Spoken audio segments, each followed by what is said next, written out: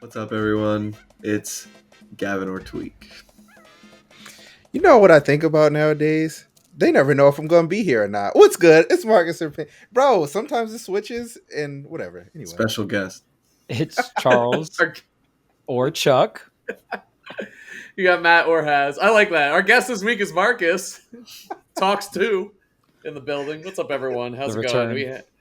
We had a long weekend, a lot of very cool stuff happening for a lot of Smash Ultimate tournaments and people, which we'll get to very shortly. But before we do that, we got to talk about a couple things. Hey, our Patreon is growing. We have more members than we've ever had before. People submitting questions, us talking about really dope topics. This week, to celebrate Charles commentating an official Nintendo event and killing it, we're going to be talking about some of our favorite casual Smash Ultimate stuff, including our favorite stages, maybe some different characters we like to play, our favorite Final Smashes, and music, items, all that good stuff. So we're very excited to talk about that. Then obviously, too, we always got to talk about Watch the Throne. There's a throne. We'll be watching it. Brought to you by a lot of great people in the Smash Ultimate community for the Smash Ultimate community. So invitational style tournament. Thank you, Chris, for throwing that up there. Got a lot of amazing players coming through playing at this tournament. Make sure you guys check it out. We'll have more information on how the whole voting process will work and how the shop and is going to work and all that good stuff. But I've seen some early works of the merch. It is super dope, and I'm very excited for this tournament. So make sure you check that out and follow the socials and all that good stuff for Watch the Throne. WTT. It's going to be a good one. At the Guild House, baby. I can't wait to be there.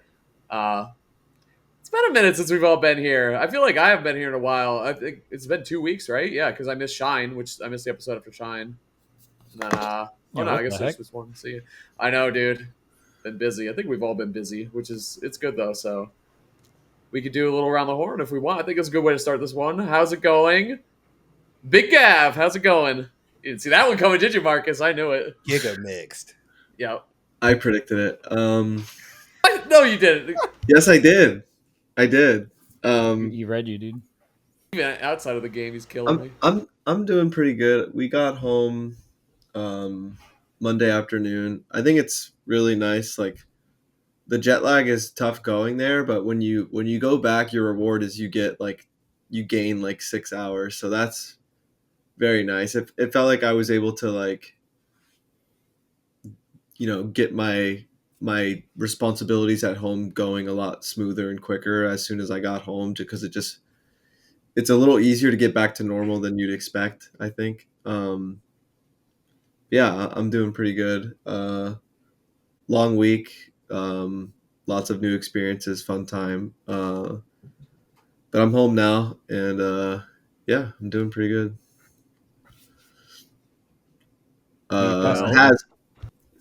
What? Right back, back to you. I knew it. I read that too, actually. I was just being dramatic. I knew it. I'm great, man. Actually, it's funny because my answer is pretty similar to yours. We got back last night-ish, and we got a burrito, and then I went to bed. And then I woke up like perfectly on time early for like 6 a.m. Feeling really good, feeling really well-rested, which was a pleasant surprise. Maybe this finally fixed my sleep schedule, but I'm doing great, man. I'm happy to be home. I had such a wonderful time in France, but I'm very happy to be back in my own bed and using, all my regular home things and all that good stuff. So, dang, now you get 2 it's a 50-50. That's right. How's it going? How was your week, Marcus? I almost started talking before you said my name. Oh yeah, everyone just knows. Okay, cool. Yeah, all right. I know the next one too. I bet you. I'm feeling good about the next one. Yeah. I mean, you never know. Yeah, I've been well. Dadland. That's pretty much my life.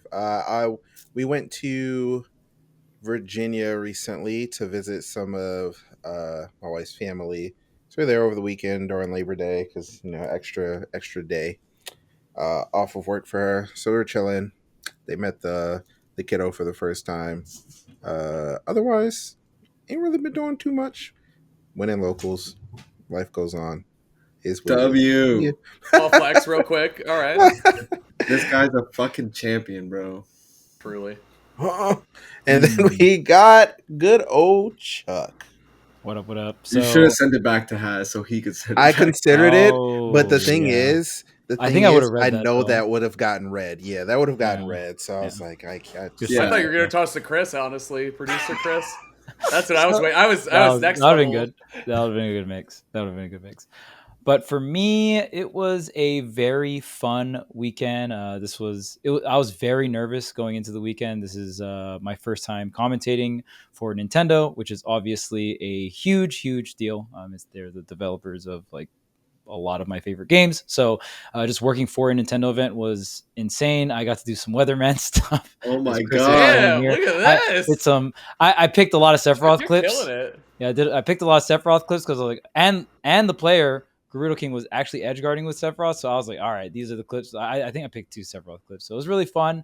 I was very Nice. surprised they wanted me to do analytical stuff because I don't know. I just feel like they would want everything to be very easily digested. But I did my very best, and going into it, I feel like my main goal was really trying to understand my audience. I was like, okay, I'm not commentating to the competitive Smash scene. I am commentating to kids and their parents, right? So very minimal on like the terminology I use. I tried to make it extremely digestible, but also I want the audience to know what's happening on the screen in terms of like when someone does something really cool or technical or something like that, or off stage battles, all that kind of stuff. I really wanted to showcase, so I felt like I did a really good job.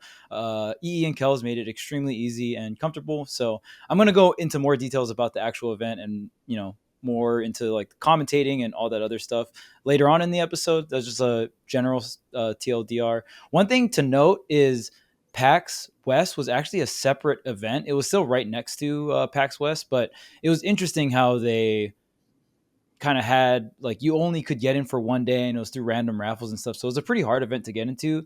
So honestly, I was just so excited that I could experience it, right? Like it was very limited in terms of like who could actually go in and experience the event. So that was something I was extremely grateful for. And then obviously Void, I'm roommates with the greatest gamer in the world. Golly. And yeah, it's something else, man. I wonder who taught that guy how to do some gaming.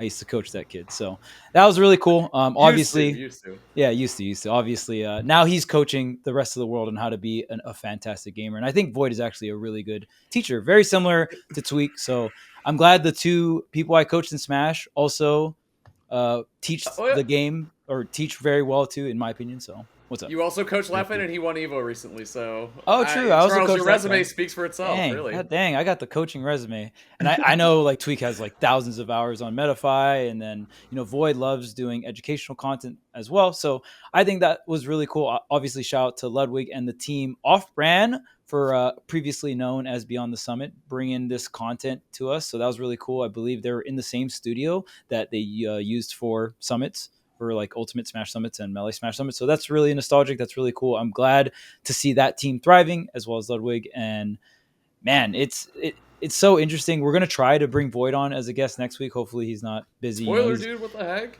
Yeah, well, gotta give it to him. Teaser, so yeah. hopefully We'll see if get we that let set him up. on. He's on the way. He's only Yeah. the world's greatest gamer, right? Yeah. Like what a title. And apparently the viewership for that stuff was crazy. I think It the was peak lit. viewership on Ludwig's channel in finals, going to finals, was somewhere around like 500,000 or something like that, Wow, which is really? like an absurd number.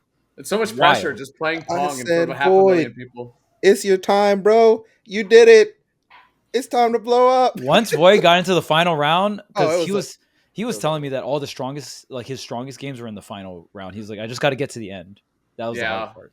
But I mean, obviously, hopefully we can get him on and he can kind of walk us through his journey. There's like so many different games, obviously, that he played. But I know that I had a fantastic time watching Tera top 8. I think that was one of the best top 8s we've had in quite literally years. I'll say it. Like, especially like top 5, top 4 was phenomenal. Obviously, the whole top 8 was great. But yeah, I mean, great tournament. I know Haz was killing it on the mic and Tweek killing it on the stick. So yeah, I'd love to hear your guys' experience. I know Haz has been to Europe before, but it was your first time in Europe, right, Gavin? Yeah. Yeah. So I mean, how's the overall like Europe Europe experience? Did you guys get to like go sightseeing and stuff like that? And then I guess we'll go right into the tournament. Yeah, I was saying earlier, like the jet lag was like, I felt like I had actually never experienced jet lag before until like that was real jet lag. And I was warned that going from west to east like that was going to be really tough. It definitely was. We got there Monday, and it's still like B and I were just like, yeah, we never got any better with this. But everyone was very kind. I did go into the city twice, and we had a couple nice dinners, and I got to walk around, and uh, I have a big sweet tooth, so I tried like ice cream, and like I was eating a bunch of different pastries. So Better than Salt and Straw? huh? Was ice cream better than Salt and Straw? Who else is obsessed with Salt and Straw? What the heck? I've only had that like once, It so I was don't really know. good. But the cool thing is, it was extremely different, like the texture of the ice cream. Okay. I don't even know how to explain it. It was like lighter or something. I don't know what word to use. Maybe Haz can help me here, but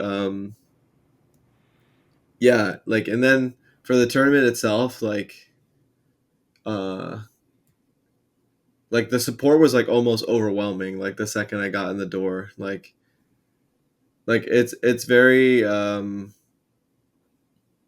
like it's an honor for everyone to like want pictures and want me to sign stuff, and everyone's like just like super happy to see me, and like uh they're saying like they never thought they would meet me, or like they were so used to watching me play, and now I'm like actually here, like all that stuff. Like, it almost made me question like why do all these people like want to take pictures with me so much? Like it was happening so much, I was like starting to forget what is even going on. Like, so it was nice to meet everyone. Met a bunch of Diddy Kong players. Like I took a Diddy Kong group photo, Sephiroth group photo. um yeah, everyone was very accommodating and very nice. So thank you very much for that. It was a great trip. And it's been cool. I feel like it's a topic all the time that I've been traveling outside of my comfort zone more often, especially this year.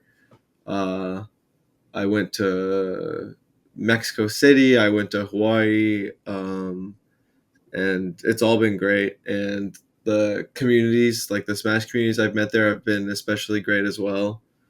Because they're just genuinely really excited to see me, and um, that's just thank you just for enjoying Smash as much as I do, I guess.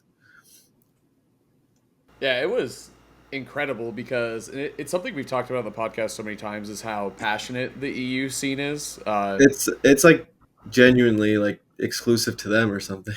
Dude, it's wild. Like they are, it's different, and I think a part of it is like that type of cheering and fandom is so naturally ingrained and baked into their overall culture. Like I guess in America we have like college football or like the NFL and like people like basketball teams and stuff, but dude, they like it's like their whole thing to cheer on a football or a soccer club over there. And they really brought like talking to some of the guys from the UK and like the chants and like how they rhyme, like all these chants and how they get into it. Like, dude, it's a whole different subculture that we have. It's insane. And we've always talked about how good it is on the show and how amazing it is.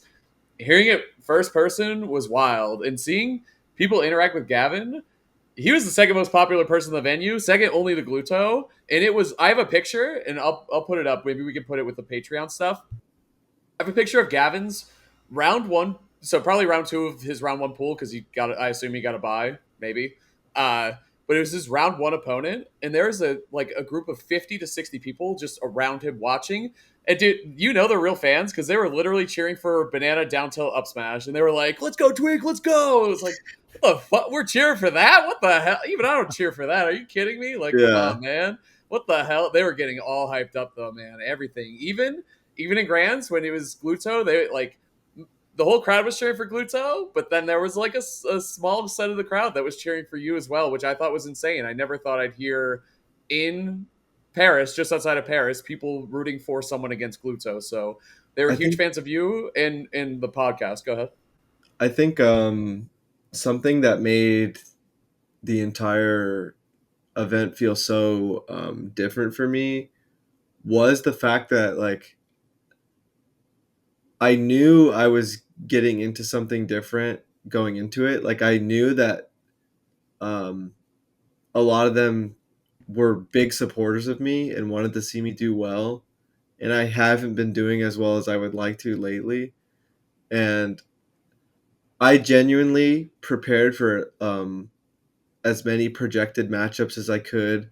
I had a setup in my hotel room, um, playing for hours by myself in training mode against CPUs.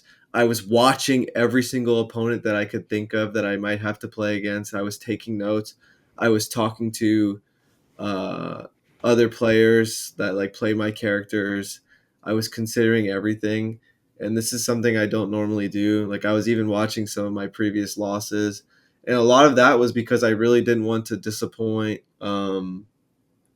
a group of people that hadn't met me before, and also they like view me higher than I view myself. Sometimes like it feels like they like people like I've it's crazy how many people you would think I am Aquila or Spargo the way they came up to me and they're like, "Yeah, you're like the best player in the world." And I'm just like, "Nope." But Yeah. like I appreciate it very much I'm glad that they value the way I play the game so much.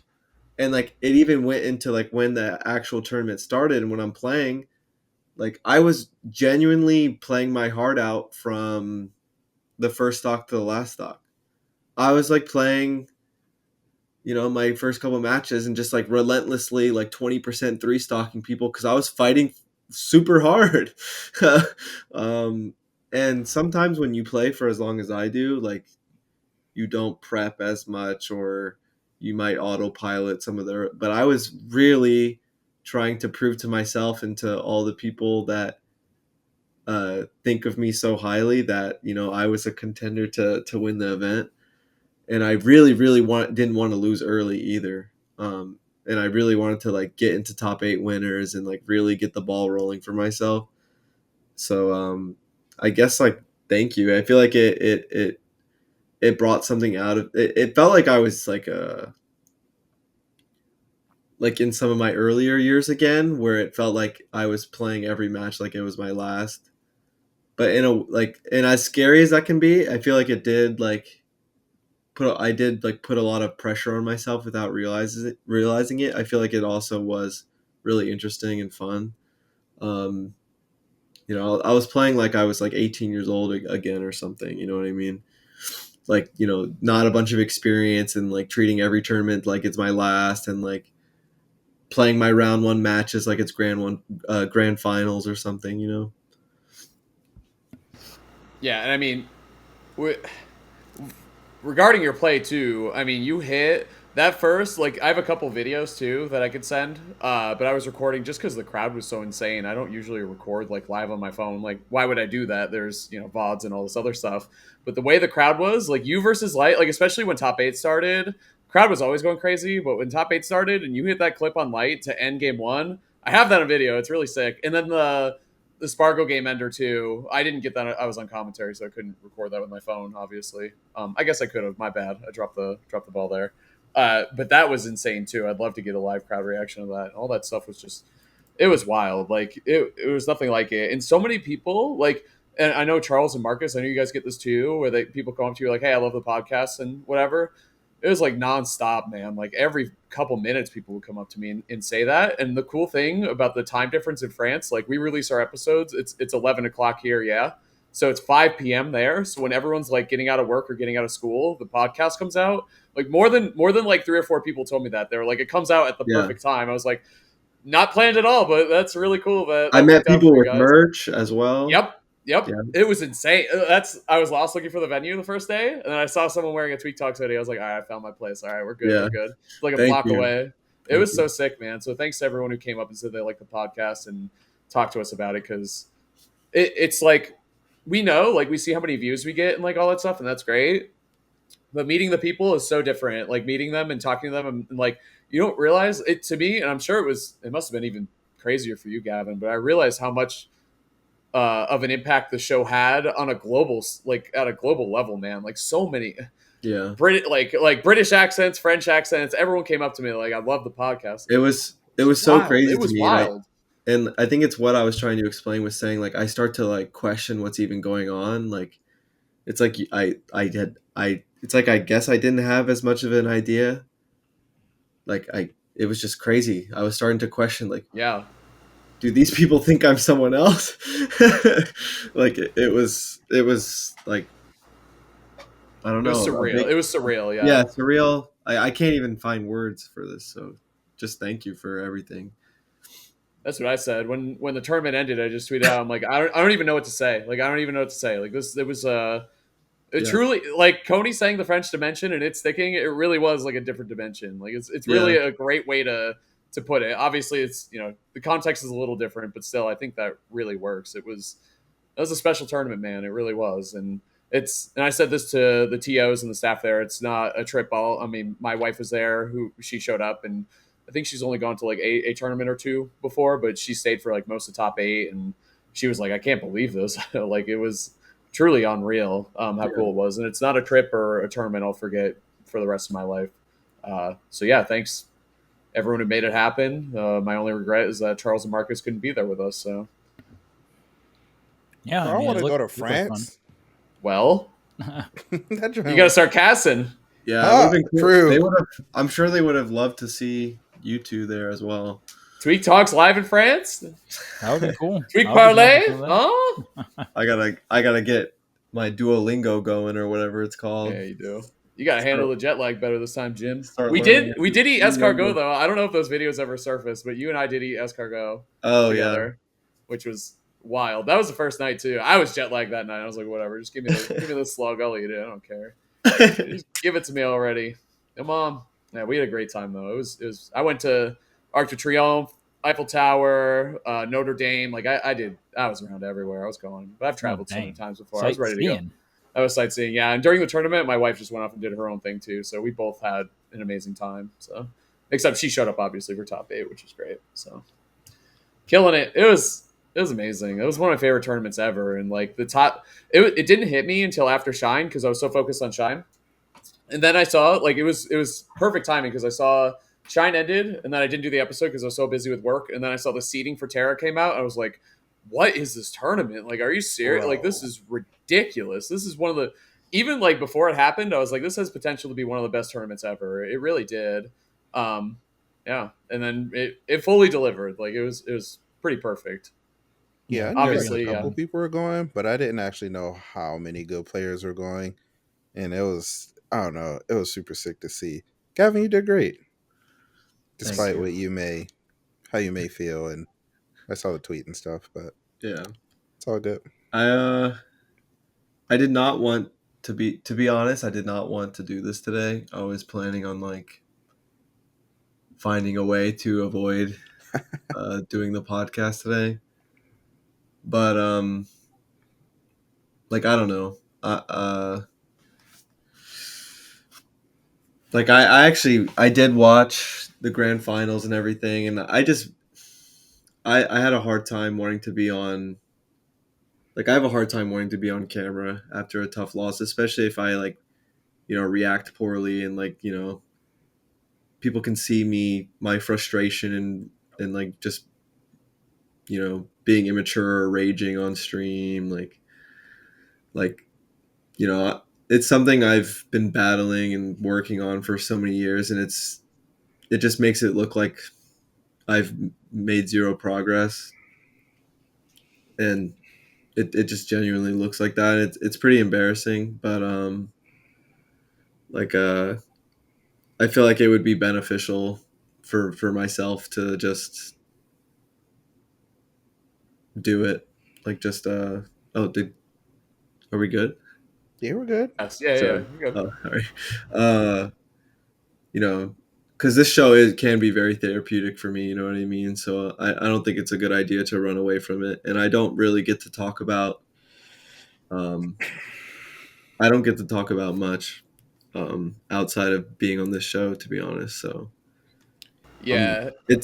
I guess it's good that I'm not 100% afraid to, because I'm not going to say everything on camera, but like I'm here. So Okay. Go ahead, So Mark. Go since ahead. I Go brought ahead. the tweet up, I wasn't gonna say anything because I was like, I mean, we're not even really into therapy because I figured this is probably gonna be a therapy session episode before we even got into it. So let me just bring up the tweet. Okay, so it was a great tweet. I'm actually I'm surprised glad. that I didn't you. think it was bad. I'm glad you. I don't expect you to tweet anything about how you're feeling like ever. So that was really strange. I was Yeah, like, yeah, yeah. That what was a the very Great heck? point. mature. That That's was a a very great Yeah. mature point. tweet. That was Yeah, a it very was a mature good tweet. tweet. I was, for lack of a better word, I was talking more than usual. Yeah, sometimes tweet be talking. That's why you got to show. But the second part of the tweet where you said like, I feel like this was, and I think I understand what you're trying to say. Where you I said like, was trying to. Okay, you. Sorry, you can go ahead. I'll say what I yeah, want after. okay, where you said if this was like Spargo or Light, like they would have like got the job done or something like that. Essentially, um, there's two things I want to say about that. The first thing is they both didn't because they both played him, so they would not have gotten the job done. I And texted him that the next day. I was like, "What the oh hell?" really? Uh-huh. Yeah, Well, I understand where Gavin's coming from but because they didn't have an extra set. right. Also, what he said Gavin, back to me. That's Yeah. also I yes, Okay. figured that's Gavin what he had would two say. sets. Yeah, there's Yes. there's two ways to go about it. Right. Um, but I mean, having an extra set, having one set, it's a slight difference, but it's really not that big of a difference because at that level, whenever you go back into the next set, it's just a reset. Like it's just like you're playing another best of five. And there's some times where you get a little bit more information, but the person you're playing against is getting just as much information as you. And I think like Gavin also knows that. But the other part about it is I think you were saying like, and I could be wrong, and I figure you're gonna elaborate on a little bit more, is that like they are people who when the going gets tough, when they're in those like super clutch situations and the last hits, um, they're able to pull it together, right? And you have been getting a lot of seconds. You haven't been getting the W's that you want, and it's tough. But I don't think that. I mean, they don't pull it out every time either. So I don't know, but I'm curious to hear why you what you said about like what your thought process was in saying that. Uh, I just really wanted to give my respects to them because they Yeah. were two people I played far in the bracket specifically, Mm. and they were people I've played in the grand finals and stuff specifically as well. And I just feel like, because there were some games where I felt like I just didn't put as much of a fight as I would, just because I feel like I was so pressured, and I just feel like they. And a lot of it I don't think is about winning or losing. I think it's grace, and I think they would have handled it gracefully. Because because I can look back on a lot of things where I go to a new place and everyone's really nice and asking for pictures, and I'm signing things and I win the tournament, and obviously you're gonna be a humble winner, right? Um, and I look at those experiences and I get I'm a little ashamed at that because when I get the close second, it's like a completely different reaction. Like I get super angry and I rage and it's just upsetting. I feel like it's rude to the people who are viewing me so highly and everything. Um, and I feel like it takes away from the moment a little bit. So um, it's just hard. It's like, how do you apologize to that many people, and how do you treat yourself in that moment too? Because I've had a hard time over these years where I'll just punish myself. You know what I mean? And it's like that's obviously not good either. And it's just hard to find an approach to that kind of thing because um, I don't think I was I don't think I expected as a kid to be doing things in front of thousands of people, whether it's sports or video games or whatever. Um, and there's a lot of history of anger and stuff, and it's just So I think a lot of that tweet was just like I really wanted to give credit to the people that I barely made it past, and I also wanted to give credit to Gluto as well, and I just wanted to give credit to how great they are as players and people and personalities and whatever. Because sometimes I don't think as as much as we just talked about, as many people that were happy to see me, sometimes I think like a reaction like that really takes away like points, and I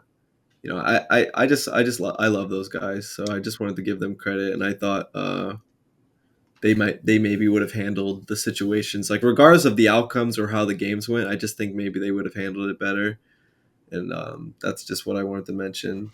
But yeah, it is tough. I think there's no coincidence that I've had a bunch of crazy game 5 losses, second places, resets, just down to the wire, just losing in like a crazy comeback situation, like. So it really stacks up, especially because I am proud that I'm already taking notes, because I honestly thought I wouldn't pick up the sticks in any way for a while, but doing it in 24 hours is pretty cool. But there's still some other ones that I will never open up. You know what I mean? Like I will never click on that YouTube video or search for that YouTube video.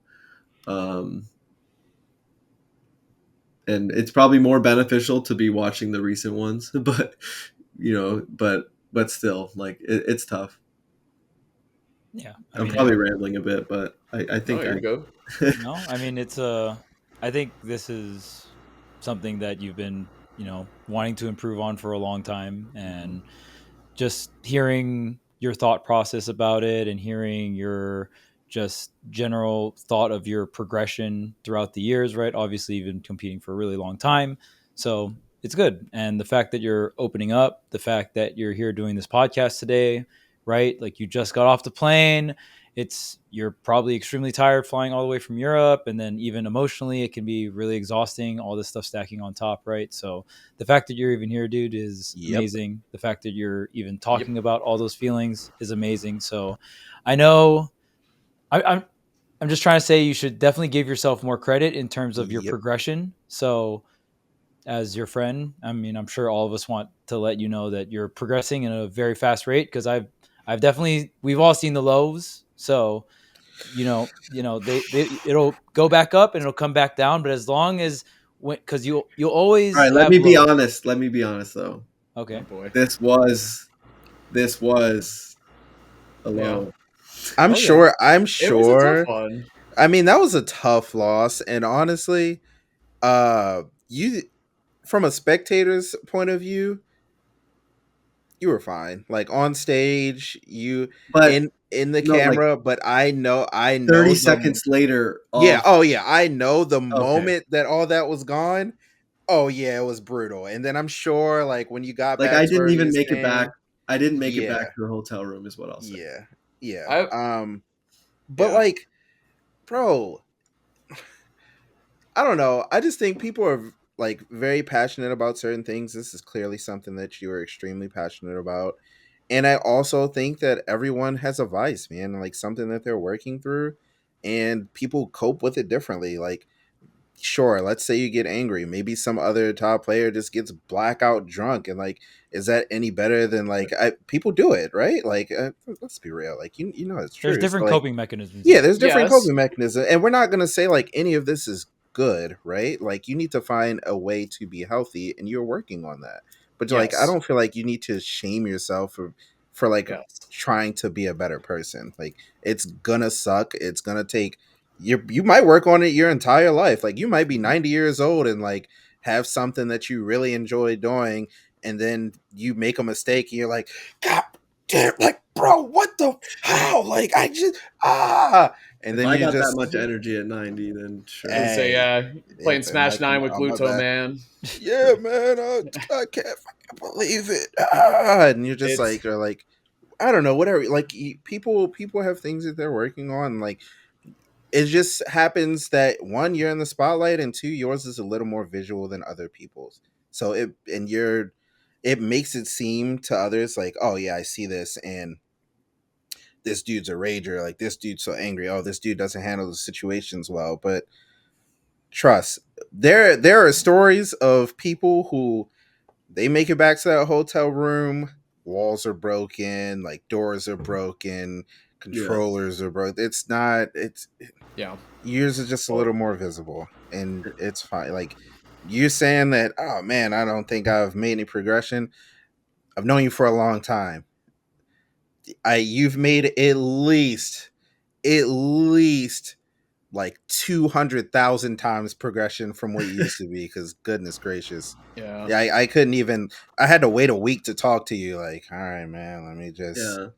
I'll send I a mean, message in a week. Like, yeah, you know, I mean, some of it is stuff I wouldn't expect to ever say, you know what I mean? And I mean, there's a part of it where it's like if you really look at the reality of things, like, a Nintendo fighting game and like all that stuff, and like it just all gets like really weirdly like mushed up into like weird embarrassment. Uh, And it also takes away from like some of my success like that weekend too. Like I'm not as proud of it anymore just because it's just not right. Regardless of improving or anything, like I just you know it's just yeah, weird. Like I just think of all like leading up to all of that moment, like everyone is so nice and wants a picture and everything, and then all of a sudden I'm like, uh, the second something goes wrong, I don't want to be there anymore. So yeah. uh, it's there's a lot that goes into it, but yeah, when I was younger, like I don't know, it went from like I had no idea what I wanted to do with my life to all of a sudden I'm like traveling for Smash. Like it all happened super fast. Like I didn't even know um, I could potentially do it as a career, and it felt like so life or death out of nowhere, especially because I was trying to prove that I could do it for as a career once it became possible. Um, and yeah, I would, like Marcus said, like no one was getting a mm, response. A week was at least that I wouldn't leave my room, I wouldn't eat food, I wouldn't watch the losses, like you couldn't talk to me, like it was bad, and it like those habits just get so ingrained into you, and it's hard to break them, but talking about it is definitely good, and it's just weird when you go from being like revered as like uh you know someone special when you're just not. You were just not. You were the exact opposite of it. Nah. it's more so, it's different when you're Like put on a from being like, oh pedestal. my gosh, like look at all this stuff he's doing, to 5 minutes later, like he's raging, is just Oh, he's a human. Yeah, it's people intense. realize that you're a person and that you have emotions. Like, dang, that's unfortunate that that happens. Like, Yeah. I Well, know what you're saying, but It's like, just not right though. I get it. I mean, to yeah, be fair, and I'm not going to justify raging, but like the way I look at it is, at the end of the day, there's no class in high school that's going to teach you like, okay, so when you're competing at this and this, and you have to deal with this types of levels of stress, like I've done a lot of different things in life. I've been in the military, I've been a medic, I've done construction, I've welded, I've done a lot of different, I've done marketing, I've done esports jobs, yada, yada, yada, right? I've done a lot of different types of jobs, and I also competed when I was younger. And I'll tell you right now, the most stressful shit is competing by far. Basic training, nothing. Medic training, whatever. Competing in Super Smash Brothers, the is fucking insane. The levels of stress from competition are wild. So, um, I'm just saying that you have to deal with a lot of emotions that most others do not have to deal with, and you weren't trained either. There was no, you didn't go through like a crash course or yada yada, right? And even, I mean, especially back in the day, there was just, even the people you're around might not have been the best role models, right? So it's just like, you have to give yourself a lot more credit in terms of the rate in which you're dealing with this kind of stuff, because you're dealing with a lot. And as of recently, I know in TSM you started getting like sports therapy there. I mean, getting a coach also helps, like me just coaching you and trying to like walk through and try to mentor you through your emotions. Obviously, I'm not a therapist and I don't have like a license for that, but that can help alongside with a sports therapist. And then now you also have a sports therapy or sports therapist now that you talk to. I think is it the same guy from TSM from before, right? Or is it another person? Yeah. Right. But see, like, you're taking the correct steps and you're progressing, and it's not going to happen overnight. And I'll tell you right now, is this scenario going to happen to you again? Probably. It happens You know to what I me mean? every fucking time. So. Right. So, I mean, you'll go low. There'll be ups, there'll be downs, as long as the last down isn't as bad as your worst down, right? As long as it doesn't drop that low, you're progressing. So you're going to go up and you're going to go down, but every time you go back down, just try not to make it as down, like as far down as the last one. And you're taking baby steps, and you've progressed through a lot of things emotionally and handling your emotions. And I will say this, the thing that is the craziest shit about competing is the more you get into it, the deeper you get into the cycle, the more you put your mind, body, and soul into it, right? So when you put every ounce of your existence into something and you don't win, and it just barely, you like fucked up one little thing by one little frame, and you're putting your entire existence 1000% into it, there is backlash. There is emotional backlash. There's no fucking human that can do that and just be like, damn, cool, GG's, bro. Like, you put everything, you like everything, your emotions, just all of the time you spent prepping and all this other stuff, the years of experience, you're putting everything when you compete. And that's competing in anything. That's not even just match. That's just competition in general. So there is always going to be emotional backlash because you're putting everything into it. There's no way you can put everything into it and just not give a shit the second you lose. Like, that's not possible. So you're right now, you are getting better at dealing with the whiplash, the backlash of putting all of that into it, right? Like, you're just putting everything in. And I think you have progressed as much as it doesn't seem like it. And you just got to keep going through those experiences. It sucks to grind, but it is what it is, right? And I think you're doing a great job. And even just like opening up like this on the podcast about it is another progression step. The fact that you already watched the set is mind blowing to me, because that was a tough loss, you know? And that shit was long. It was yes. It was like 40 minutes. It was a 40-minute set. I was like, damn, is this a brawl set? What the fuck is going on? Just a lot of games. At one point, I legitimately thought I was going to pass out on the mic, is how hot it was in the venue and how much I was yelling and how, like, it was the Spargo set, actually. It wasn't the Gluto set. Legitimately, it was like that H-Box clip where he's popping off and he passes out. That's legitimately what I felt like at one point. Just because it was so crazy. But, bro, I already told you this because we were texting about it the next day. You're your own, like, you're so hard on yourself all the time. Like, you refuse to acknowledge the ways you've grown until just now, because I mean, you were still in the moment when we were talking, but you were so hard on yourself all the time. Like, it's great to acknowledge it. There's two things to improvement, right? The first one is acknowledge how far you've come, and that's great because you have come a long way. Even I haven't been around as long as Charles or Marcus, but even since I've joined, it usually took like a day or two before we would start talking again. But you and we met the next morning and got breakfast, which was great. I was very happy to see you. It was great to talk to you. And then we were texting about it before our flights, which was really, really good. Like, just, and I knew, like, that's about your time frame now. Like, you usually just need a night to, like, chill, which is, dude, that's amazing compared to, you know, the amount of time you needed before. It's really good to acknowledge that. But where you are now, too, it's really good to acknowledge how much better you want to get, because that is, to me, the most important sign that you want to improve, is that you acknowledge where you're messing up and that you see it and that it's your fault and you're owning it and that you want to do better. You're not like making this mistake and then being like, yeah, whatever, like, let's go to the next tournament, who cares? You're like, I want to get better. I want to do better. And how do I do that? And for some people, it's easy to do that. And for some people, it isn't. I think all of us, but I think three of us can identify very well. Maybe Marcus too, actually. He's just so chill. I just assume he hasn't had any anger issues in the past, but I definitely did growing up as a kid. Were you a rage monster too? Bro, Right. I was a Yeah. bully when I was a kid. Yeah, All I took a lot right. of anger management when I was a kid. So. That's great. Well, that's amazing, and it's something that I work through every day. And I think there's just something Charles, I think, said it beautifully. It's not even about like competing or about Smash or anything. Having emotions is something you'll always have for your entire life, and you will have extreme spikes of emotion: sadness, happiness, anger, all that stuff. And it's never about what you're feeling in the moment. It's what you do with it, right? So you could feel this, you could feel, and it's this insane shit where you could feel like 11 out of 10 angry or 11 out of 10 sad or whatever, but your actions are what matter, right? When you're that upset or when you're that happy, and what you do with it is what really matters.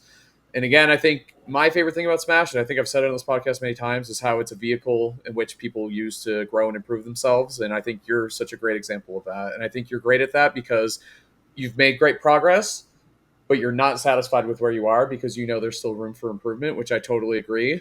But I think for you, I think there's this piece that you need to acknowledge and be happy with yourself in the distance that you've come, because you have come a long way.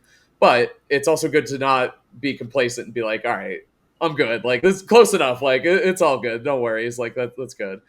It's good to want more. It's good to acknowledge I fucked up. I agree with what you said. I do think you fumbled, to be honest with you, as your friend. I think I'd be failing you to not tell you that. I think you should have stayed for the ceremony. I think Oh, it's I actually didn't know there was a ceremony. Oh, all right. That's fine then. Well, Spargo didn't say either, so you're giving all this credit to Spargo and Light.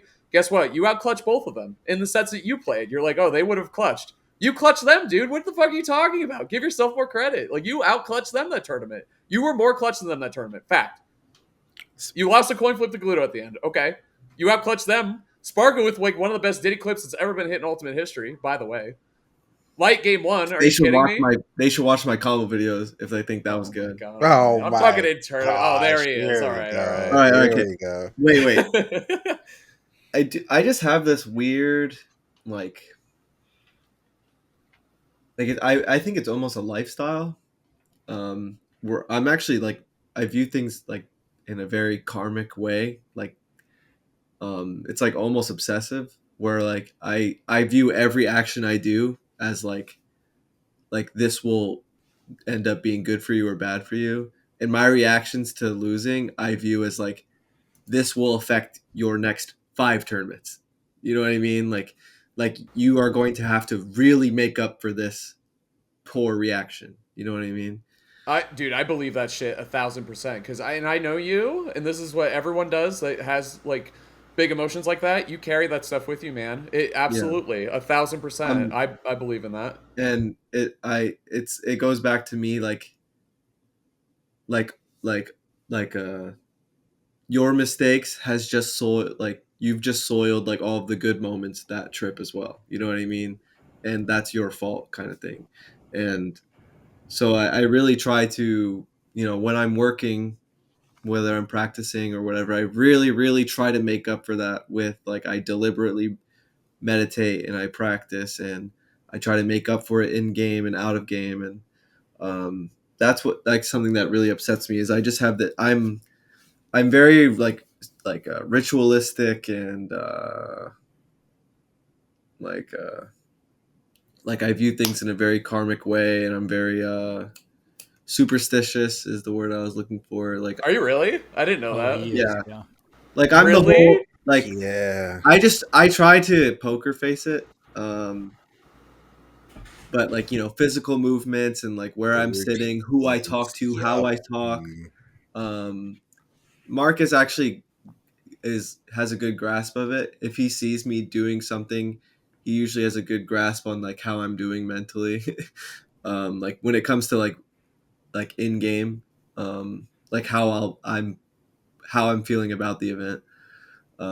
So it just I'm just a weirdo, and I think a lot of it is just ingrained. Just habits, habitual stuff from playing for so long and connecting things to winning or losing that might not actually have a connection. That just leads to some strange tendencies. Um, but yeah, I don't even know how to put some of it into words. But I do think it's part of the whole shame thing. but yeah, one of the big reasons I wanted to do the show is also like I see when people view these moments for like, because I'm not obviously not the only one that's had a moment like this.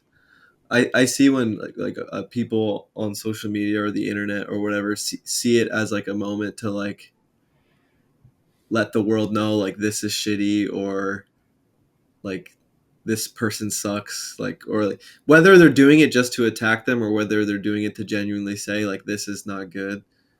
Like I want those people to know that like I agree with them. You know what I mean? Whether it's just to attack me or whether it's genuinely like what they think about the situation, like you are 100% correct. Like I want to be better. Like I work every day on it. Like I'm extremely ashamed of my losses. I'm extremely ashamed of like my reactions to some of my losses. Like um and Can I like say? you are right. Like you are right. Like, you know what I mean? Like regardless of like how you twist it. And like y'all said, like I am a human being, but I am like a hard worker, and I promise to like, You're down to take responsibility. yes, I I I will, respect it. for can I all say of it, all the time, all of it, all the time.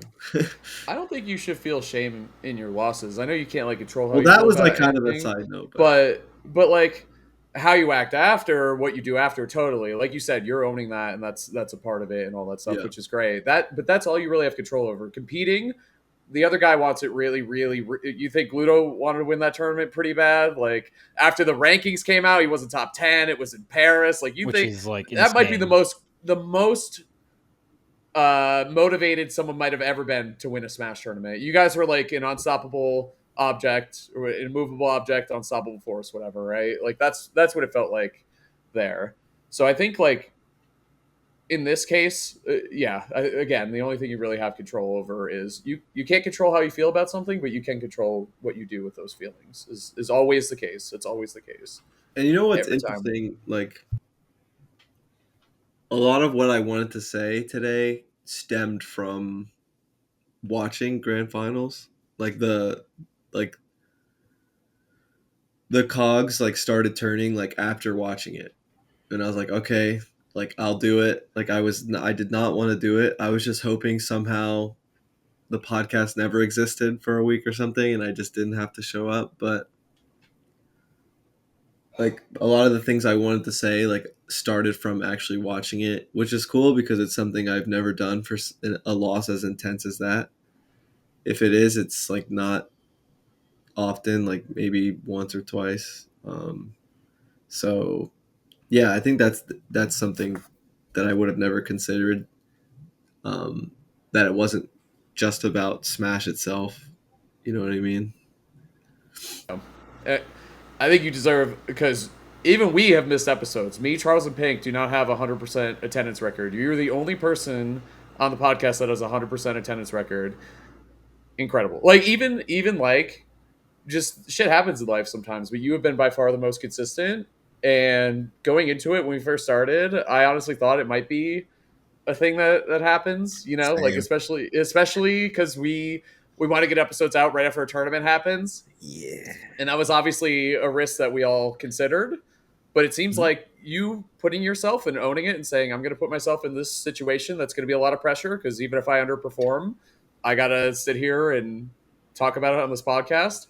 There you go. Yeah. There you are every week. So you deserve. I can't even think of other podcasts I've listened to for years. I can't even think of, like, you've been consistent. What are we on, 120 just about? That's really good. Like, that's really, really impressive. And I think it's been for you. It's obviously good for the show to have you on every week, of course, but it's also good for you personally. And you've talked about that a couple times, like having this as a channel to vent to and to talk about how you're feeling and stuff. I feel like you didn't really have that before. I think the show kind of forces you to do that. So I think Yeah, you put yourself in that position on purpose, right? yeah, for sure. I Well, there wouldn't you have go. showed up. I'm just letting you know. After that Tera loss, I might not have showed up, bro. I would have That's been like, crazy. It's Yeah. amazing that you did. I'm gonna be honest. Like, ain't I no will. way. I'm proud of you because Mm-mm. Thank you. Same. And, Yes. and you flew home. Mm-mm. I will Exactly. say- You had every reason not to be here today. 100%. Even just the flight is enough of an excuse. I will say, like, I've had more tough losses than great victories, so I know how they felt, and despite having so many of them, I can individualize all of them and how I felt. I will say that like, it is the most crushing loss I've actually ever had in my life. I think a lot of it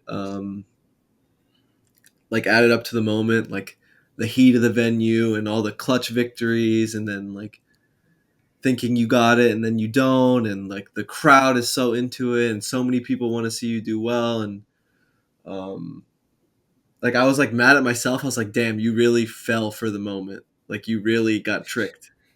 You fell for it. Man. You I especially with like my reaction at the end is like, this is the person who really, it's like, got tricked into thinking this was like life or death. um Also, something I want to say is huge thank you to B, for being, especially like in top 8, for being right in the front crowd, Yep. being there and watching all my matches and cheering for me and wanting to win. And something that was funny looking in between games is like, if I'm thinking of like the Light and Spargo set, as close as those were, I could tell she thought I could win. Like, and that was cool.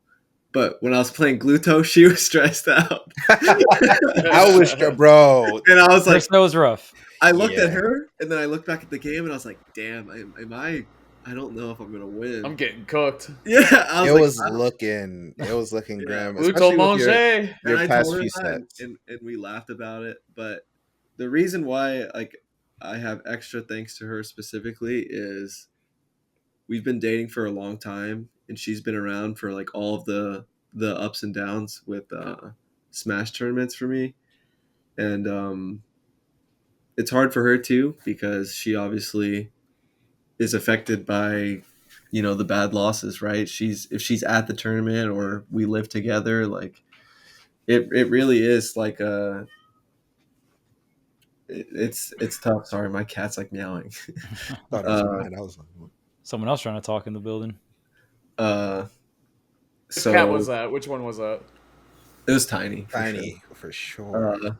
She's the most talkative, Oh. but you know what I mean. Like, it's like a commitment for both of us, and sometimes it's nerve wracking for her to even watch. You know what I mean, because she knows um, how stressful it is. Like, regardless of wanting me to win, like, losing is so scary. Um, so I really think it helped me keep it together, because in some of those matches, like, I wasn't looking like I was gonna win. I was down 2-1 on Spargo, and uh, this is something I thought I was just gonna keep a secret, but I was actually gonna go Donkey Kong when I was down 2-1. And I didn't do that, and I'm glad I didn't do that, obviously, because I ended up winning the set. But just having her right in front of me, and like, it was interesting, because it's like a crowd of like screaming, but then like she's just watching intently. You know what I mean? Like, so thank you for that. But I think that was the last really important thing I wanted to mention. Bro, honestly, you went down. Was the first set 3-0? I can't remember. Yeah, it I think, was. yeah. Mhm. You went down 2-0. I was like, is he about to pull out Donkey Kong or something? Like, I just thought you were gonna go like some random character and like reset your mentor or something like that. But I do think about that kind of thing often, because I yeah. hate the idea of being in Winterside Grands and being down 2-0, and then like playing your heart out and then getting reset Yeah. anyway, like game Yeah. 4 or 5, and then being like half dead going into the second set. Yeah. Um, There were a lot of things that I found really good about Grands. One, set two, you went to a different stage. Normally, I don't care about That stages. was great. You started on top set. Oh my gosh, this is a different stage. Like, what's going on here? And it was a two sock, wasn't it? yeah, that was the notes for sure. Like, I Yeah, had less notes for Gluto than anyone else, because it just didn't look like we were going to line up to play, and I guess I underestimated him a little bit. because of what he was up against. But I do always want to play him and do well. And I do like, and another thing that really helped me want to really like just show up today and all that stuff is like I watched my like when I watched like some of my matches, like I don't want to sound like arrogant or something, but I genuinely didn't think I played that great. And in a way that was kind of grounding. Like, what are you so upset about? Like, you suck, kind of thing. You know what I mean? Like, there's so much I could have done, like way better, and that's what grounded me a lot and was able like to actually think and open up about things that I'd otherwise like just run away from. So Something else you did that I don't think I've seen you do in tournament, or at least it's been a long time. Why did you switch Diddy colors? What was that? The pink? um I had been doing that a little bit throughout the weekend. I think I did it against Fargo too. You did, um yeah. it's it's my second favorite skin. um and I just would, like I said, like I was taking this tournament like more seriously than I have in a while. Like I was really into it, like physically, mentally, and a lot of that was because of, you know, like I said, with like all the people that wanted to see me do well and everything. And you know, I don't know how to explain, but you know, I was inspired by like ADHD's Brawl Diddy, and like I was just doing whatever I can to give myself any sort of edge, even if it's just to myself, like switching costumes when I'm not feeling it, and like just I don't know how to explain. Like I said, I'm very like superstitious and like ritualistic. So in a way, it was like my way of like pulling out all the stops, even if it literally means nothing at all. Um, but this is like probably my first time talking about my in-game tag too, but it's also the reason I was using that tag this tournament. Usually it's only like the tag is still like a important thing to me, but I haven't been using it in actual tournaments as often. But this tournament I did. So as you can see, like I put everything into this tournament, so it's like extra crushing because I genuinely thought I had it, which is crazy because usually I'm not even thinking about that kind of thing, but it just really caught me off guard. So I saw all of Gavin bad habits come out. I said, I'm nervous. He can't. It can't go to last stock. Not when he has Waft. It's too all what habits was it? the rolls were coming out. The Yeah. You know the what's really annoying? hmm? Um, I prepare so specifically for Light and Spargo. They're people I play kind of often, especially Light, and I think it's really tough to beat them, whether it's matchup or just how good they are. And I play so specifically to beat them that I have a hard time playing my next matches after. Thankfully, usually they're like some of the last people you play, but oftentimes when I beat Light, I lose to my next opponent. And it's because it's like I'm playing a different character to beat Light. Like I play so specifically, and sometimes I think some of my habits from other sets bleed into my next matches. And someone who called me out on this, and I don't know if it was intentional or not, looking back on the conversation, was actually Mars, where like he was kind of just truthful to me, where he actually doesn't think I play like matchups or like adaptations too well. He thinks I just have like a flow chart that's like deceptively like large, and it's pretty obvious because sometimes I can just lose and like never change up anything. Um, and I do want to fix that. But yeah, like sometimes when I'm like super focused on one person or beating one player, like even if it's like notes I had, like I forget to do it. Like last time I beat Light, I played riddles or something like that, and I have a lot of notes for riddles, and I did like not any of it, which is funny because I had been beating him, but I just didn't do. So I think I have to be more flexible. I mean, Agreed. it's hard. Yeah, Diddy is a character where I feel like Diddy has to we play had a so lot of many different options that matchups. sometimes I end up doing nothing at all. So You got a wide toolbox. yeah, definitely can be really hard. Yeah, I mean that was a really good discussion. I mean, did you guys want to talk anything more about Tera? Shout outs to Gluto. Shout out to Yeah, Gluto shout for out winning. to Yeah, Gluto. amazing stuff. Yeah, played I phenomenal. know, dude.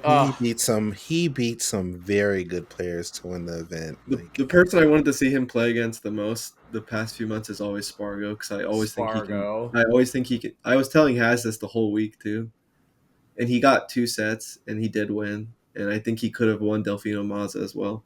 Yep. So Yeah. there's a reason I really wanted to see those, and I actually do think the matchup is doable as well. So coming from like someone who's like pretty pessimistic about Wario's matchups, I do think Cloud is doable, and it's an interesting one. So I'm glad we got to see so much of that. Like 2 sets of that is cool, because that's the matchup I wanted to watch the most was Gluto Spargo, and the person I wanted to play the most was Gluto and Spargo. So I did get to do that. I just didn't expect it to pan out the way it did, so that was kind of caught me off guard. But I'll be ready next time. Nice. All right. Well, I don't know if we have enough time to talk about Nintendo Live. I obviously we talked about Tera a lot. So Yeah. Can you give us the highlights, Chuck? I want to hear about your weekend. Wait, before we get into Nintendo Live, real quick. What's up? Oh, Tank Gavin is lit. Quick. There was Clip Gavin. Now it's Tank Gavin. Oh, Tank Gavin is lit. I feel like it's like they're like associated or something. Kinda. Don't give me this. Clip Don't Gavin put this disguise. idea in my head, though. It's going to be another. Yeah, I know. A thing you think about. Yeah. Nah. Yeah, not more superstitions.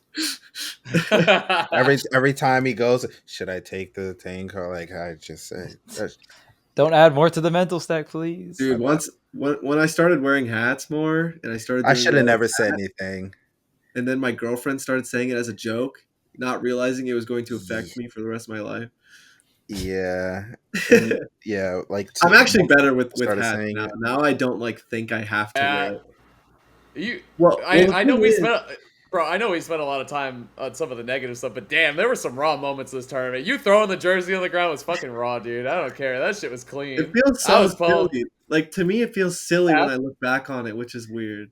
It's a little silly, but like you're in the moment. Like, it's all good. And I will say too, like that topic of you like really feeling everything, like how you feel your emotions very strongly. That's also a reason why people really like you. You're very passionate. Yep. You care about Smash a lot. It's a double-edged sword, though. Obviously, you had so many fans over there and so many great interactions with people because they know you care and they care a lot too. And it's this thing that you have in common, right? Yep. So there's some positive from it too. But obviously, working on the negative stuff is always good. So there you go. Yeah. All right, Chuck, tell us about Nintendo. Come on. All right. So I actually am really excited. I was so pumped. Chuck was posting all these cool pictures all weekend. Yeah. So I was just at the stupid Eiffel Tower. Charles was with Doug Bowser.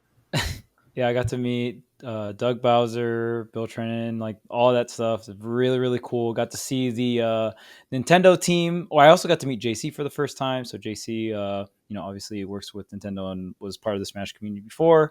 So I used to hear like just so many cool things about the Nintendo competitive team. So the fact that I got to see a lot of them again, and there was even like just nice that we just got to hang out. We even did a night of karaoke, which was really fun. So that was super dope. I had an incredible time. Was TK involved? Was TK involved with that? TK unfortunately was not there. Oh, okay. You said okay. He was there. It's always his idea. Yeah. All right. Hearing E do karaoke is always a good time. Always fun. And then the actual event itself. So if you've ever been to E3, so E3 is one of my favorite live activation events because of the Nintendo area, and they have usually they have maybe like 2 or 3 booths, right? So 2 or 3 IPs depending on which games were announced or what demos they want to be played out or whatever, right? So think about that. But instead of just 3 booths, there's maybe 9 or something like that, maybe even more. It felt like almost every single major IP had their own booth, which was really sick. You could play Mario Wonder, which was amazing. I was able to play Which you Mario did, Wonder. right? Yes, I played the Mario Wonder demo, which was super sick. And man, the whole event was just really, really fun. So I commentated on Friday and Sunday, and then on Saturday, I was able to just enjoy the entire event. And my personal favorite thing about it was the live music. The live music was so insane. So they had a Zelda set, and then they also had a Mario set. So they played the same sets every single day because Castlevania, yeah, Come sorry. on, man. Like, what is this? The 80s? Like, what the? So great music. Come on. The way they had it set up is if you did get randomly selected, there was 2 pools of which you could apply to maybe get randomly selected. Either a PAX entry, like if you are a PAX attendee, or if you are a My Nintendo member. So those are the 2 pools, and you get randomly selected, and then you would get 1 day to go to the event. So you could knock everything out in 1 day, and the amount of people there, since everyone only could come 1 day, most of the lines are under 20 minutes to get a picture. There was like a gigantic Lego Bowser, like there was so many cool stuff. So most of it was under 20 minutes. The Animal Crossing line was an hour though. That one was the most popular for sure. Still worth the wait though. And the live music was super sick. Just, man, they added like instrumental solos. So there was like piano solos and saxophone solos. Like it was Nice. It was the coolest live activation I've ever been to. And I've been to a lot of different tournaments and live activations. So, but I will say I'm a huge Nintendo fan. So take that with a grain of salt. Like I'm ultra Nintendo pilled. Like you can look at my background. I got all the little banners and flags and stuff, and I was like, I'm instantly posting them on my wall. It was really cool. And then for the actual commentating for the tournaments, it was so unique for me because I'm very used to commentating for the competitive scene, right? So I came up in Smash 4, did a bunch of frame data stuff, and then eventually just became more of a broad, in Smash really 4, good explaining. For those who weren't around in Smash 4, Charles was really known as like the analytical commentator. I still think you are, like, for a lot of, like, you're like, if not the number one, like you're close to it, right, analytical commentator. But like you said, you had to wear a lot of different hats for this event. I had to, even just to come up in commentary, I think I had to stray away from that because when you commentate, you want it to be digestible, right? So if I'm always spewing frame data, people are gonna be like, dude, what the fuck is he talking about? You know what I mean? So it's like, I think my true strength in my commentary is I'm analytical, but I'm able to explain it in a way that even someone that it just barely plays the game or just got into the game can understand it. And that, in my opinion, comes from being able to teach, right? If you want to teach someone, that's what you have to do. So that is where my strengths come in. And that I believe that's why Nintendo brought me on, because they had me do a weatherman section where I had to pick out certain clips. So while I was casting, I wish I could have saw that. It was Are amazing. The VODs somewhere? Can we watch them? Yeah, they're streamed on YouTube. Link them, Jim. I want to watch them. That's awesome. Yeah, I'll get the links.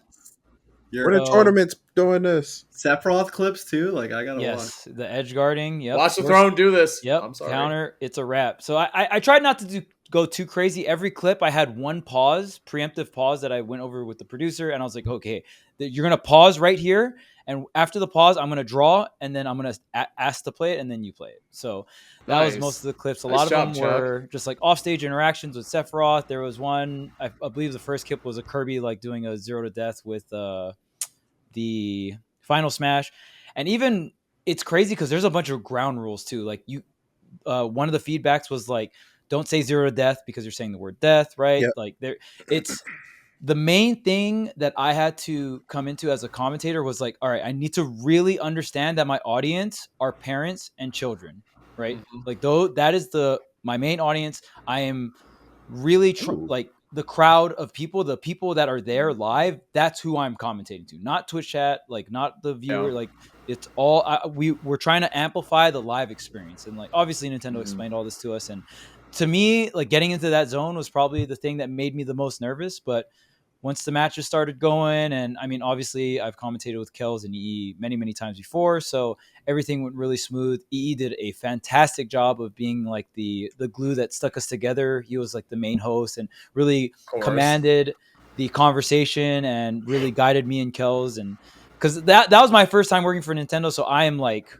extremely nervous. This was the most important block I've ever casted in my entire life. And it's not even close.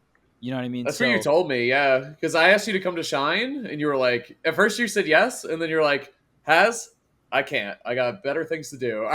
You said for the first time in like forever, I'm nervous about casting something, and I need to prepare. And I was like, oh shit, all right. Yes, I had to study. You got it. Every single item. There was even like an item name that I didn't super know the pronunciation for. It's the little spike ball that like comes out, and then I was even asking like the Nintendo employees. I was like, "Can I get an official one?" Because like, no, it's the Unari or Uniri. Uniri is what I think it is, but like they couldn't even really. I think Bill Trenton gave me the pronunciation. I was like, I'm gonna go with that. So it's the spike ball that like gets bigger after you put it down. Oh yeah. So, Uniri, come on, Chuck. Everyone knows that. Yeah, obviously, and I even Googled it, and there was multiple pronunciations on different wikis, and I was just like, dude, what the fuck? How do I pronounce this word? That should have felt good because then like you can't be wrong. You know, like clearly no one knows how to pronounce it, so you're good to go. Yeah, but even like, just again, I'm not the most casual player when I boot up Super Smash Brothers. I pick Fox McCloud and I mash on people's shield with no items on Final Destination. Like, this is the kind of guy I am, right? So me kind of going back and learning all the different stages names, and like I'm like, dude, who the heck is this like wizard Koopa that changes the stage? What's his name? Or Kamek, all right? So Kamek comes in and like changes the stage. Like, bro, you don't know Kamek? Yeah, and then hold on. And then it's like, I thought you said you were a Nintendo fanboy. Hold on a second. I am a Nintendo fanboy. Something's not adding up here. I am a Nintendo fanboy, all right? I just don't know that stupid Koopa's name, all right? Whoa! Damn, all right. We got a fan. They're in Mario Kart now. Respect. Yeah. A movie. But I mean the best character in Mario Kart is Lakitu, all right? Let's get it straight. That's my main. Another thing, it's funny. One of the feedback that the Nintendo employees gave us is the Cloud on Yoshi's Story his name is not Randall. Yeah, and like that shattered. You think it actually was? That shattered my reality. I was like, huh? Have you never seen the original post? The original post is someone said it's literally on Smashboard that someone goes, from now on, the Cloud and Yoshi's will be called Randall. There's no reason for it, but that's what we're doing, and everyone just agreed. I had no idea. It was completely made up. Yeah. To me, that was just crazy. Pachyderm with the sign. That Cloud has no name. That is just a cloud with a face, and it's like one of the clouds that Lakitu's ride. That's literally it. So I mean, for me, it was definitely a learning experience. It was really fun overall, and I learned so much more about Smash Bros. Like they could have been really much harder. The item list was limited.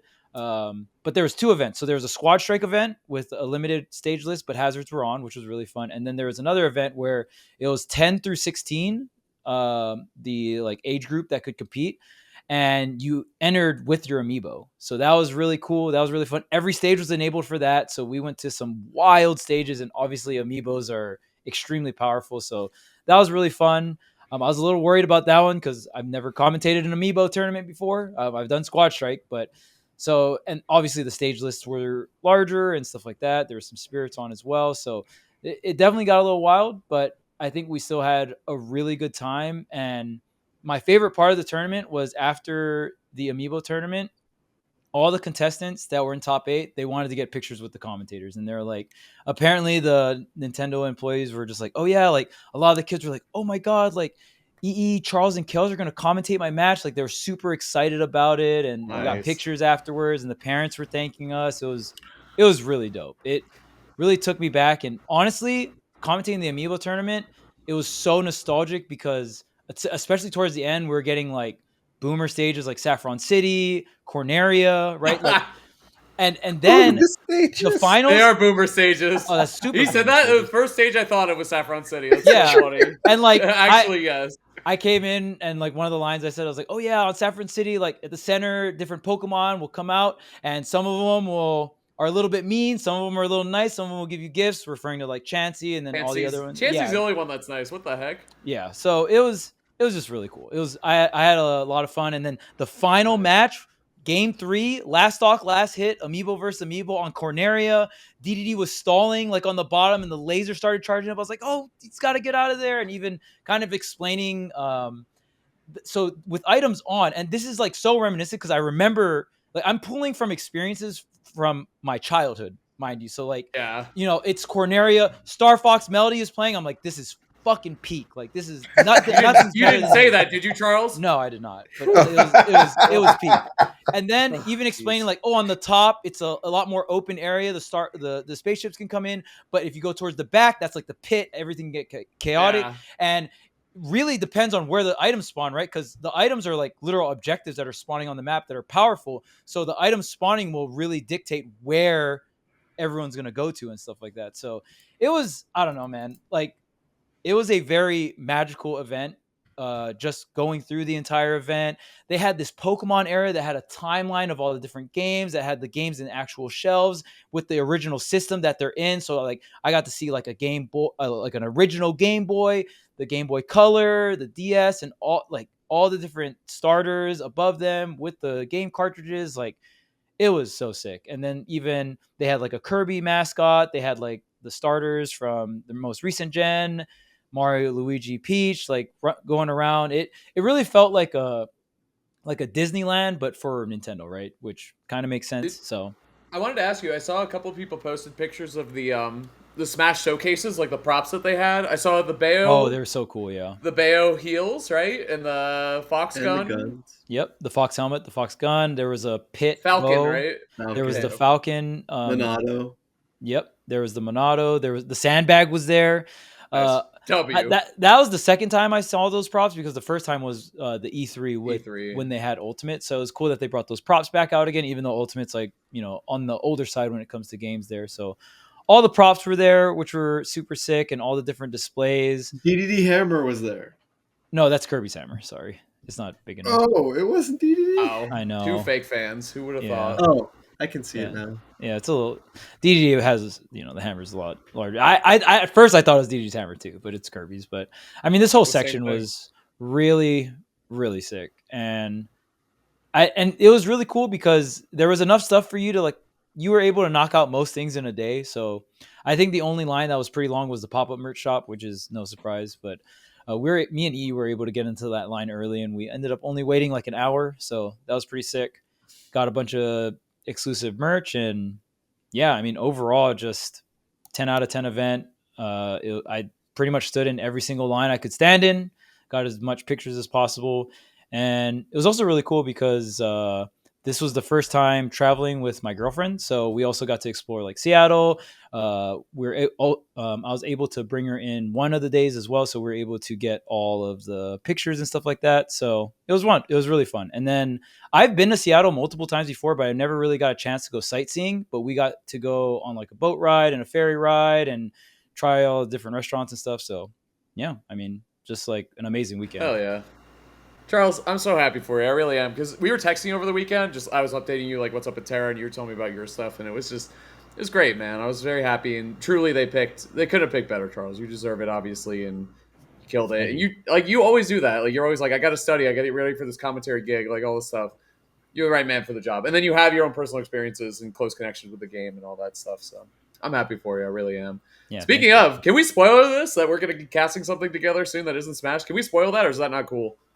I think we can, right? I think we can spoil it, yeah. Let's do it. All right. We're going to be casting Unite together at the end of the month. Very excited. I'm so pumped. It's an online tournament series. It's going to be great. We'll obviously tweet out more details, but we're obviously both very, very excited as huge fans of that game and the best place on the planet, of course, right here.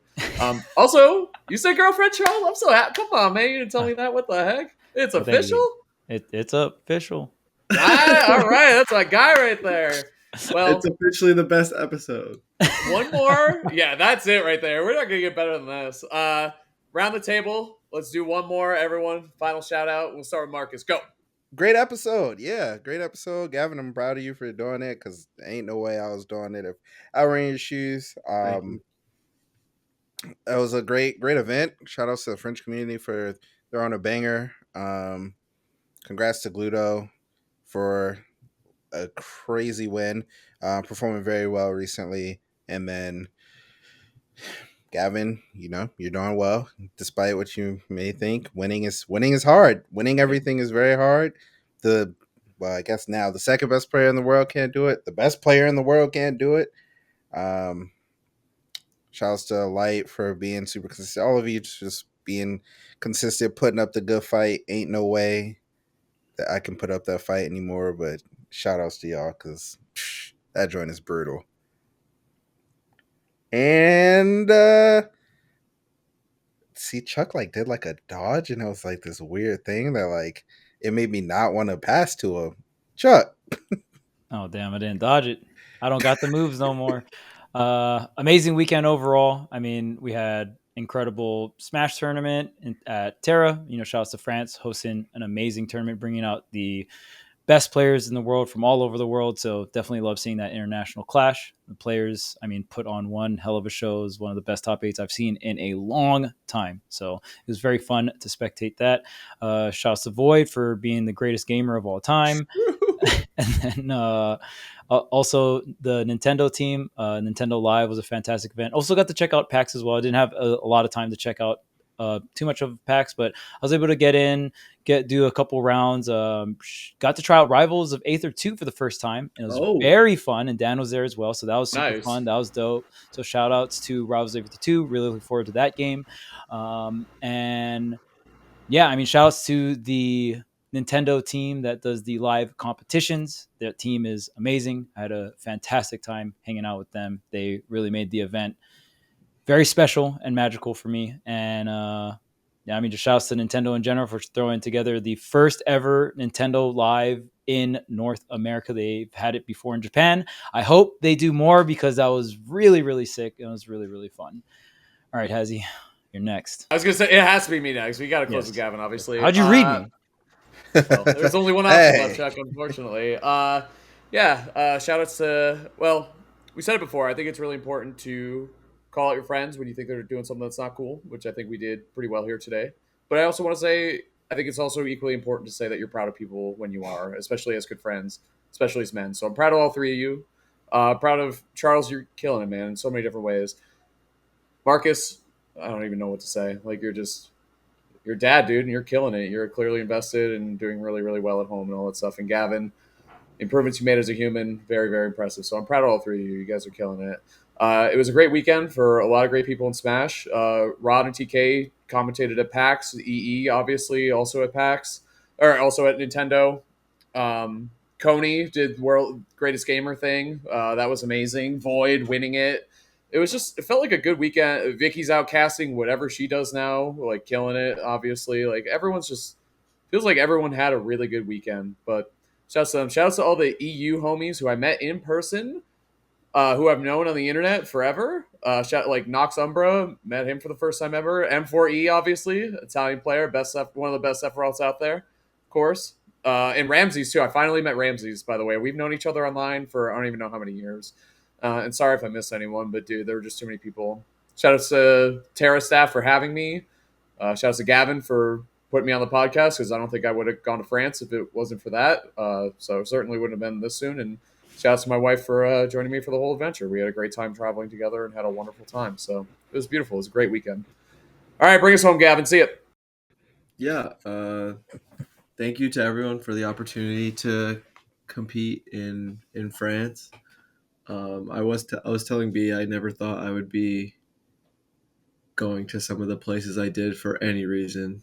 That, like, the places I've gone for Smash. Thank you very much, like, to all the people I met that support me in any way, whether it's competing or the podcast. Thanks to you guys for being a part of the show. Especially our producer Chris.